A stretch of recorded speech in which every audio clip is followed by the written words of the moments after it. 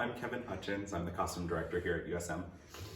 And Kevin, can you take us on a tour of the costumes for Clue? Yeah, absolutely. I'm really excited about this one.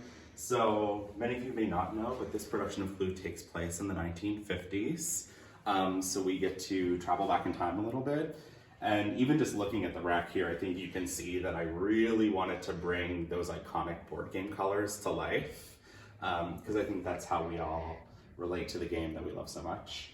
So I'm just going to give you a little peek. So over here we're starting with the look for Mrs. Peacock. You'll get to see, I made this all by hand. So this is custom for her. You'll get to see how that comes to life on stage. Moving down, I bet you can guess. We're on to Mr. Green. We have this lovely 50s cut suit.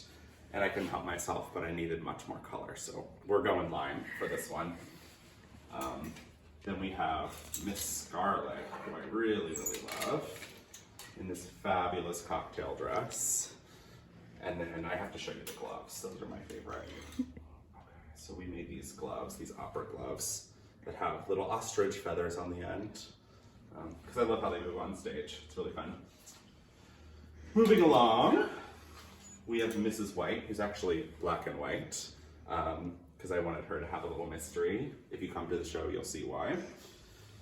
And a little bit of a quirk to her as well. On to Colonel Mustard, one of my other favorite ones. We wanted to go with this cowboy hat and then a really fun corduroy military decorated jacket. On to Plum.